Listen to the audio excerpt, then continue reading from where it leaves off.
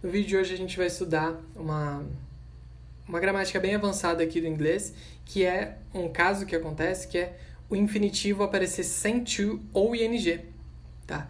Então, para quem não sabe, existem essas duas formas de fazer infinitivo no inglês.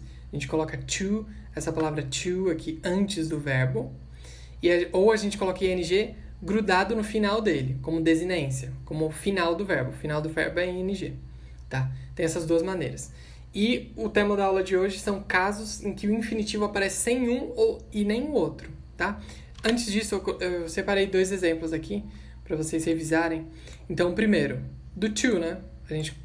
A gente coloca to antes de um verbo para fazer ele ficar no infinitivo. Exemplo, I want to go there. Eu quero ir lá, ou eu quero ir para lá. Pode ser a tradução dessa frase também.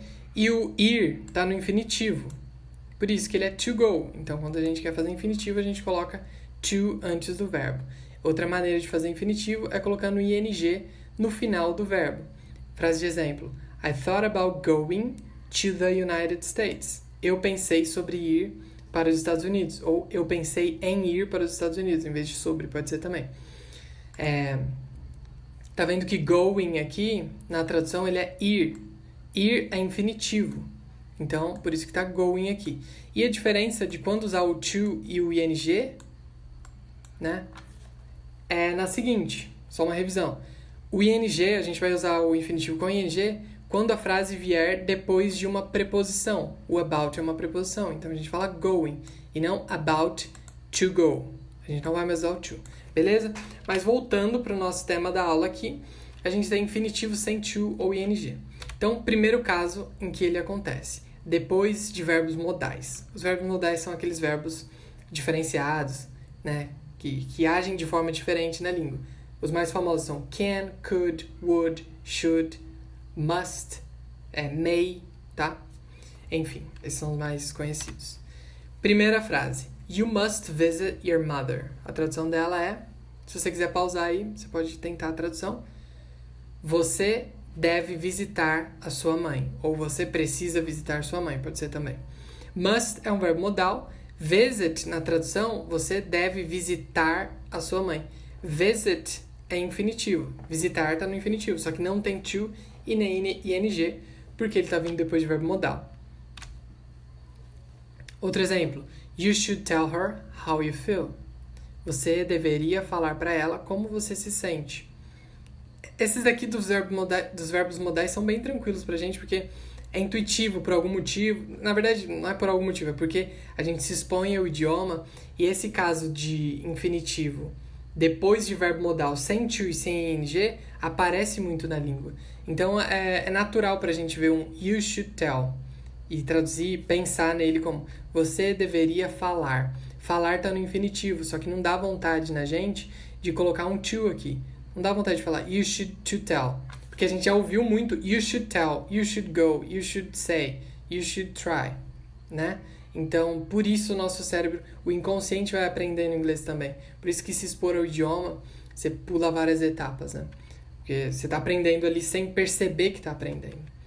Tá? Próximo exemplo. If you don't hurry, we might miss our bus. Então, se você não se apressar, nós podemos perder o nosso ônibus. Então, might, que é o podemos, é o dos verbos modais.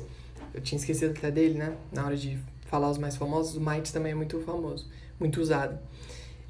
Might significa, é o menos provável. Ele muitas vezes é traduzido como talvez e tal. Mas a gente pode traduzir ele como podemos. É um podemos bem fraco, assim, de probabilidade, né? No português a gente tem vários podemos possíveis. If you don't hurry, we might miss our bus. Nós podemos perder o nosso ônibus. Tá? Então, perder aqui no infinitivo também, depois de ing. Aliás, depois de verbo modal, sem ing e sem to. Outro caso, depois de alguns verbos específicos. São poucos eles, tá? São uns 10 verbos. Os dos mais conhecidos, dos mais usados, são os 10 verbos. Se você for para literatura, você vai achar mais, claro. Mas dos que aparecem em série e tal, aqui a gente tem alguns exemplos. See, hear, help. Então, ver, ouvir e ajudar. Frase de exemplo. I saw them steal the car. Tradução. Eu vi eles roubarem o carro. Aqui está no infinitivo também, é um infinitivo pessoal nesse caso. Roubarem. mas é infinitivo. E o them, que é um sujeito... Aliás, sujeito não, é um pronome objeto. Ele tá entre os dois, né? Mas mesmo assim eles consideram como uma sequência de dois verbos aqui. Então, é como se estivesse depois do se. O still, que tá no infinitivo sem to e sem ing, tá depois do se aqui. Outro exemplo. I heard you close the window. Eu ouvi você fechar a janela. Close, fechar. Heard é um verbo específico. Tá na lista desses verbos. Então, close fica sem infinitivo. Can we help find him? Nós podemos ajudar a encontrá-lo.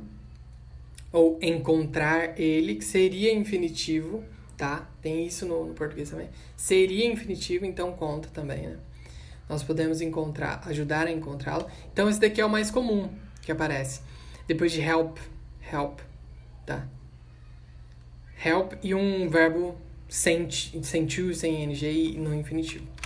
Próximo caso. Depois de why ou why not. Frase de exemplo. Why call if you can email? Então, seria, por que ligar se você pode mandar e-mail? Ok? Outro exemplo. Why not try again? Por que não tentar de novo? Então, call, try, são verbos com que são no infinitivo, mas sem ing, sem to. Próximo. Depois de algumas preposições específicas, como but, like, and, or, tá? Like aqui é como preposição, tá? E não como verbo. Então, do you want to come with me or stay at home? Você quer vir comigo ou ficar em casa? Esse daqui é um pouco mais intuitivo, né? A gente não ia querer falar você quer ir comigo ou or to stay at home. A gente não sente falta desse to, nesse caso, né? Então, depois de or, o infinitivo sem to e sem ing. You should do something else, like play some sport. Você deveria fazer algo a mais, outra coisa, pode ser assim a tradução também, como jogar algum esporte, ou praticar algum esporte. Pode ser a tradução aqui também. Beleza? Deixa eu ver se tem mais uma. Não tem. Então é isso, gente. Existem 4 casos, então, em que o to aparece sem ing, aliás, o infinitivo aparece sem to ou ing, e esses são os casos. Se eu te ajudei, dá um like no vídeo para me ajudar, se inscreve no canal e até a próxima. Tchau!